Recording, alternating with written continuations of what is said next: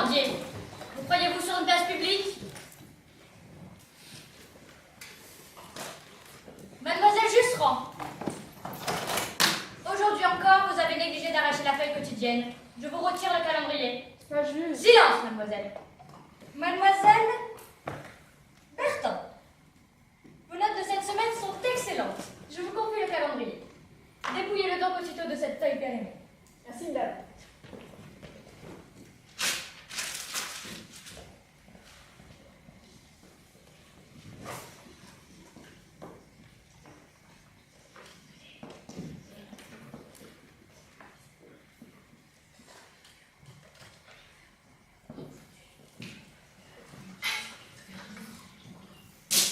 Demain, de 8h30 à 9h30, composition de morale.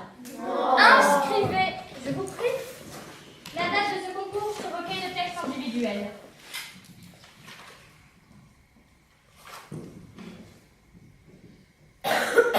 Mademoiselle Kerguezec, je n'ai pas besoin de tourner la tête pour savoir que c'est vous qui troublez la classe.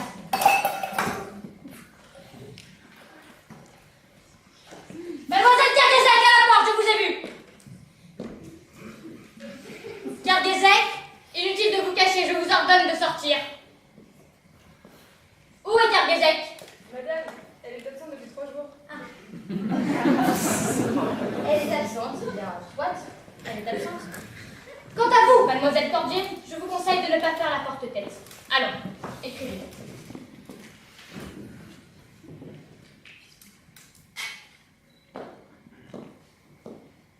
Pour vous préparer à la composition de morale qui aura lieu donc demain, mercredi, nous allons faire oralement, aujourd'hui, une sorte de révision générale.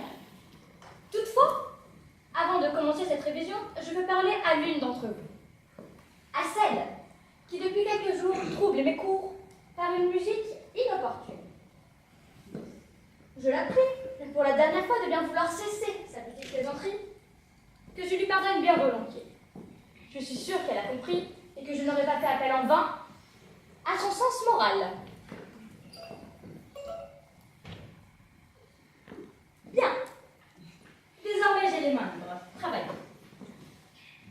Je vous préviens tout de suite, la question que vous aurez à traiter demain et qui décidera de votre rang ne sera pas une question particulière et limitée, comme ne serait une question sur la camaraderie, le civisme, les devoirs envers les parents, les animaux.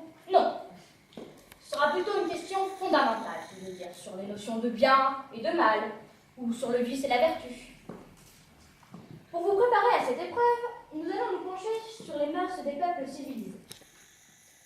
Nous allons voir ensemble quelles sont les nécessités vitales qui nous forcent d'obéir à la loi morale, même si notre esprit n'était pas naturellement porté à la respecter.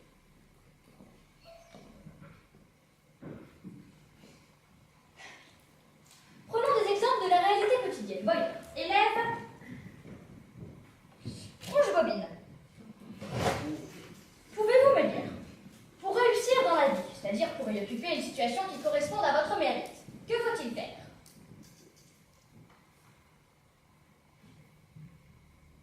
Il faut faire attention. Si vous voulez. Il faut faire attention à quoi? Au cours d'air. Ce que vous dites n'est pas entièrement absurde, puisque vous répétez un conseil que vous a donné madame votre mère. Mais vous ne touchez pas au fond même de la question. Pour réussir dans la vie, il faut être...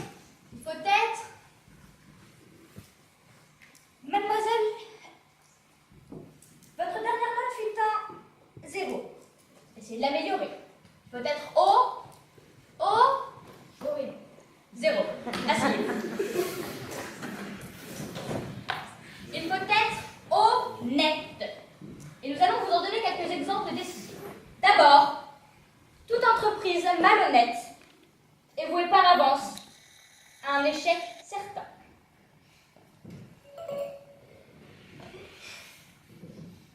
Chaque jour, dans les journaux, nous voyons que l'on doit affronter impunément les lois humaines. Tantôt, c'est le crime horrible d'un fou qui égorge un de ses semblables pour s'approprier le contenu d'un portefeuille.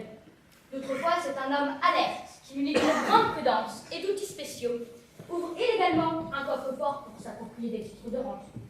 D'autres fois, c'est un commerçant qui a perdu l'argent de son patron en l'entraînant à tort sur les résultats futurs d'une course chevalière. Tous ces malheureux sont aussitôt arrêtés et traînés par les gendarmes au pied de leur juge. De là, ils seront jugés et emmenés en prison pour y être péniblement régénérés. Tous ces exemples nous prouvent que le mal reçoit une punition immédiate et que s'éloigner du droit chemin, c'est tomber dans un gouffre sans fond.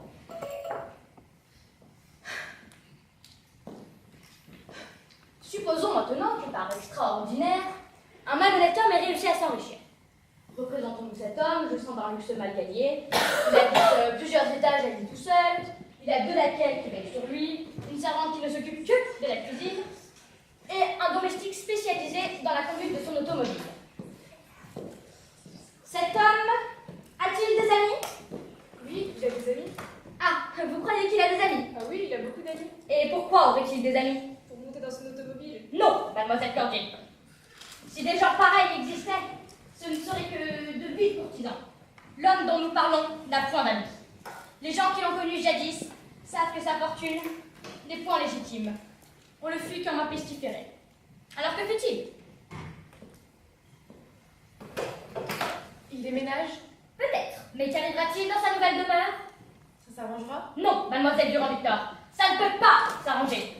Parce que quoi qu'il fasse, où qu'il aille, il manquera toujours l'approbation de sa concierge.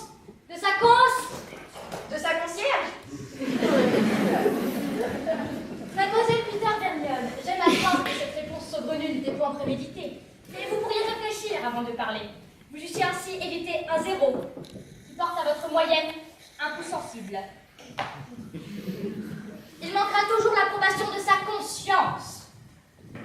Et, pâle, amaigri, exténué, pour retrouver enfin la paix et la joie, il distribuera sa fortune aux pauvres, car il aura compris que...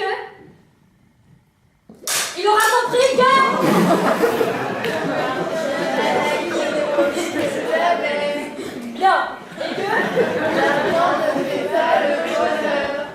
Parfait. Passons maintenant à l'exemple de l'honnête. Élève Séguédille, pouvez-vous me dire l'état d'esprit de l'honnête homme après une journée de travail? Il est fatigué. Vous avez donc oublié ce que nous avons dit 20 fois dans cette salle? Le travail est-il fatigant? Le travail ne fatigue personne. Ce qui fatigue, c'est l'oisiveté. Mère de tous les vices. Parfait, mademoiselle Bertin, je vous donne un 10. Si cet honnête homme est caissier, même dans une grande banque, il rendra ses comptes avec une minutie scrupuleuse. Et son patron, charmé, le vendra tous les mois. Si cet homme est un commerçant, il repoussera tous les bénéfices illicites ou exagérés. Et il en sera récompensé par l'estime de tous ceux qui le connaissent, et leur confiance fera prospérer ses affaires. Enfin, si une guerre éclate, il ira s'engager dans l'armée de son pays. Et s'il a la chance d'être grièvement blessé, le gouvernement l'enrichira d'une décoration qui le désignera à l'admiration de tous ses concitoyens. Les enfants se retourneront sans même le connaître. Et les vieillards diront entre eux « À la porte immédiatement !» Mais c'est pas moi! Ah, c'est pas vous! Sortez de votre banc! Sortez!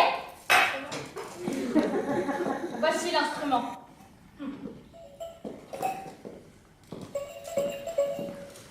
Votre affaire est claire, mademoiselle Séguédille. Vous prenez donc ma bonté pour de l'aveuglement, ma patience pour de la faiblesse. Sachez que le gant de velours cache une main de fer, et si vous avez le mauvais esprit, je vous briserai. Où allez-vous? À la porte. Non. Restez ici, sous les yeux de vos camarades qui vous jugent sévèrement. Je statuerai de votre sort à la fin du cours. Jusque-là, je vous condamne à l'incertitude. Bien. Après ce feliz incident, reprenons. Nous disions donc.